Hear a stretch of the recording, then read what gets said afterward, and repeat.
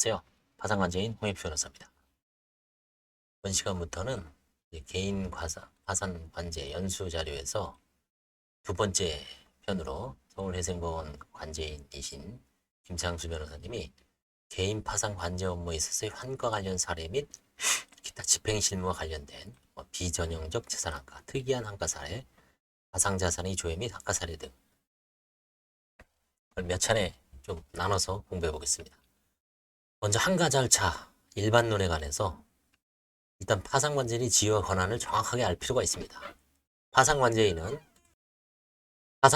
파산 절차를 수행하기 위한 필수적이고 가장 중요한 기관으로서 파산 선고와 동시에 선임이 됩니다. 채무자가 파산 선고 시에 가진 모든 재산은 파산재단을 구성하고 그 파산재단을 관리 및 처분할 권한은 파산관제인에 속하므로 파산관제인은 채무자의 포괄승계인과 같은 지위를 가집니다. 자, 여기서 이제 사실 모든 재산이라 그러지만 자유재산이라고 있습니다. 자유재산. 자유재산은 포함이 안 되죠. 자유재산은 뭐가 있을까요? 자유재산에는 면제재산이 있고요. 압류가 금지된 재산이 있고요.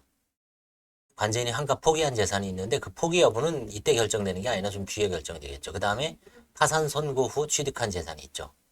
선고시니까 선고 후 신득재산이 네 가지는 파산재단에 속하지 않습니다. 따라서 파산관제인은 파산채권자 공동의 이익을 위하여 선량한 관리자의 주의로서 그 직무를 행함으로 파산관제인은 채무자와 독립하여 재산에 관하여 이해관계를 가지는 제3자로서의 지위도 가지게 된다. 이게 제3자의 지위성이죠. 유명한 얘기입니다. 파산관제인 업무 검토, 환가 업무 검토의 중요성. 파산관제인은 취임 직후 파산재단 소속 재산의 점유에 착수하는 것을 시작으로 파산재단의 관리 및 처분에 관한 업무를 시작하게 되는데 적극재산의 관리 업무에 속하는 환가 업무는 채권자들에 대한 배당과 직접적으로 연결될 뿐만 아니라 향후에 면책 불허가 사유에 대한 검토와도 밀접한 관련이 있는 경우가 많습니다. 그래서 환가와 관련된 자료 검토의 중요성. 파산재단은 결국 과거 채무자의 재산이었거나 채무자가 운영한 사업 과정 등과 밀접한 관련이 있는 경우가 대부분일 것입니다. 따라서 채무자의 과거 직업과 관련된 자료, 건강보험 자격 득실 확인서나 사업자 등록, 폐업사실 증명. 두 번째, 현재 재산 상태와 관련한 세목별 과세증명서나 계좌정합 통합정보 서비스 조회 결과, 보험 가입 관련 자료. 세 번째, 파산에 이르게 된 경위와 관련된 각종 자료, 특히 제3자와 관련된 자료 등의 면밀한 검토는 파산관제인이 업무 수행을 위한 핵심적인 내용이므로 파산관제인이 미리 기록을 면밀히 검토하여 환가 절차를 위한 계획을 수립하여야 할 것이다. 대부분 이 자료 받는 게 주 업무죠.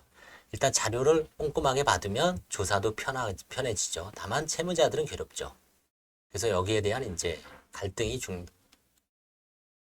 중요한 요소죠. 어느 범위에서까지 조사할 것이고 어느 점과 관련해서 조사를 확대할 것이고 어느 선에서 그쳐야 될 것이고 어느 범위에서 예를 들어서 계좌 조회를 3년으로 할지 5년으로 할지 1년으로 할지 10년으로 할지 그 다음에 그 금액은 10만 원 이상으로 할지 30만 원으로 할지 50으로 할지 100으로 할지 1000으로 할지 각 케이스 바이 케이스입니다. 그러니까 환가재산의 절차와 방법. 파산재단에 속하는 재산의 환가는 파산관제인이 창의성과 추진력을 발휘할 수 있는 분야이기도 하므로 적법 가능한 수단과 방법으로 배당에 필요한 재원을 마련하는 데 노력을 하면 될 것이지만 환가의 방법, 내용에 관하여 법원과 개별적으로 협의해야 된다. 파산재단에 속하는 재산의 환가 방법에는 크게 공모를 통한 매각, 두 번째 수의계약, 세 번째 파산선고 전 강제집행이 속해, 네 번째 민사집행법 274조 1항에 따른 경매신청, 이게 형식적 경매신청입니다. 임의경매 일종입니다.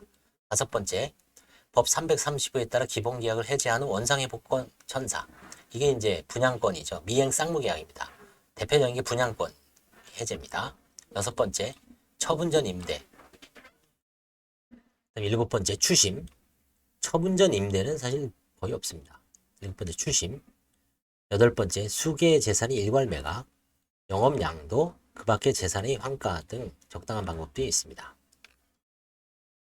구체적으로는 공개 매각의 경우 파산관제인은 법원에 공개 매각 허가를 신청할 경우에 신청서에 공개 매각할 재산의 구체적인 내용, 최저 매각 및 그 산정 근거, 입찰 장소, 일시, 입찰 보증금도 기재하고 법원 홈페이지 외에 다른 매체에 공고할 수 있고 그 공고 사실을 채무자의 거래처, 동종업체 등 해당 재산에 관심이 있을 만한 자들에게 별도로 통지할 수 있습니다.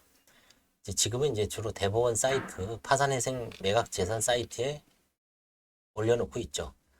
환가 가능한 재산이 존재하나 그 매각 방법에 대해 채권자 사이 의견 대립이 있고 적절한 환가 방법이 판단이 어려울 경우에는 채권자 지패를 수집할지 여부에 대해 법원과 상의할 필요가 있죠.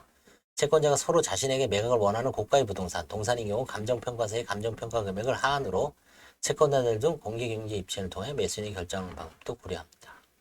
두 번째, 수의계약의 경우 파산관리는 시가에 따른 객관적인 자료를 첨부하여 법원에 수의계약 계약 체결 허가를 신청하죠.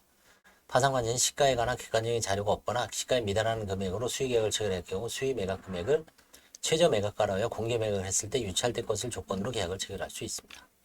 민사집행법의 한가의 경우 파산관리인이 이 방법에 의한 한가를 검토할 수 있는 상황으로는 매각 가능성도 있어 보이나 매수인 물색에 어려움이 있는 경우, 제3자가 불법 점부하고 있어 집행법원이 부동산 인도명령 등을 필요로 하는 경우, 세 번째, 매도 후 하자담보 책임이 우려되는 경우, 네 번째, 별채권자가 별채권을 실행하지 않고 임의 매각을 협조하지 않는 경우 등인데 파산관리인은 별채권자의 의사 관계없이 민사집행법에 의해 별채권이 목적인 재산을 한가할 수 있고 그 절차는 담보권 실행에 의한 경매의 예에 따라 실시됩니다.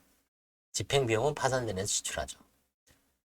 개인 파산 절차에서는 화해계약 체결의 방식으로 한가가 이루어지는 경우가 많죠. 화해계약을 통해 한가를 하는 경우에도 화해계약 대상인 재산이나 행위가 파산제도로 편입되는 재산이나 행위여야 합니다. 그래서 부인권이 대상이나 재산이 되는 행위 경우여야 합니다. 이런 경우 관제인은 화해계약 체결 허가 신청서를 제출하여 법원의 허가를 받아야 합니다. 다만 화해계약의 이행 지연이나 불이행에 대해 충분히 검토를 해야 되겠죠. 이상 한가 절차 업무의 일반론에 대해서 이제 공부해 봤습니다. 다음 시간부터는 이제 개별적으로 부동산 어떻게 할 것인가. 이건 이제 우리가 관제인 직무편란에 이미 좀 나온 내용이기 때문에 중복되지만 일단 한번 쭉 스킵하면서 가겠습니다. 감사합니다.